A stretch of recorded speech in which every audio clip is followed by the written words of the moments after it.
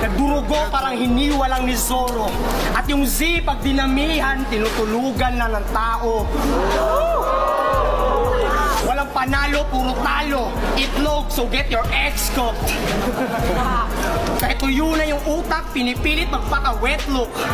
Hindi sa zero nag-uumpisa ang bawat pahina ng textbook. Kahit sa sports, yung number 0 ay ang buayang Russell Westbrook. Dahil mas malaki ang right brain ko, malamang kakain ka ng left hook. Bawasan natin ang iyong excitement. Ikay mas maingay pa sa siren, dapat sa iyo ay confinement. Pwes itong si Z ay magiging quiet pag binugbog ka ng sobrang violent. Para bang salitang rendezvous, yung letrang Z ay naka-silent.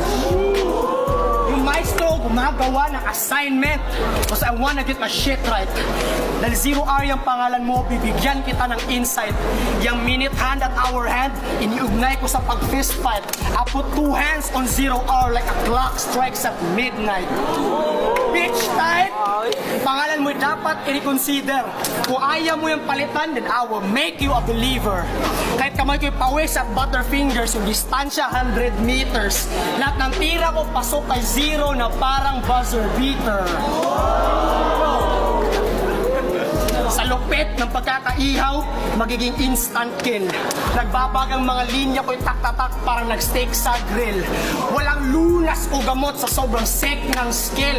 Intellect ko'y doble mag-increase parang may syntax bill. Ang talunin ako ay imposible. Kahit abutin ka pa ng swerte. Kumbaga sa halalan kayong mga kalabang nakaakalang kayang talunin si Duterte. Wala na bang ibang contender dyan dito, veteran, so you better run. Just surrender, son, or you get dismembered from my microphone gun, naka-condenser yan. Ililipat ko pa ang iyong birthday, you stay forever young. Pero ma-remember lang tuwing November 1. Kaya salamat sa mga nag-imbita at mga dumalo. Presidente at sa ating boss. Sir, alam mo ako'y baguhan pa lang kaya huwag sana ituring na bastos. Kahit pa 10 minutes per round para sa akin ay kapos. Kung pwede lang mag-rap dito hanggang sa ako ay mapaos. Time. Joke lang, tangina mo, hindi pa ako tapos. Ano? Nabara ko sa sobrang talas sa time limit tumagos. Huwag mo nang kasangi kay sisikat dahil matagal ka ng lakos. Sulitin mo na lang ang pagkabuhay dahil hinihintay ka na ng Diyos.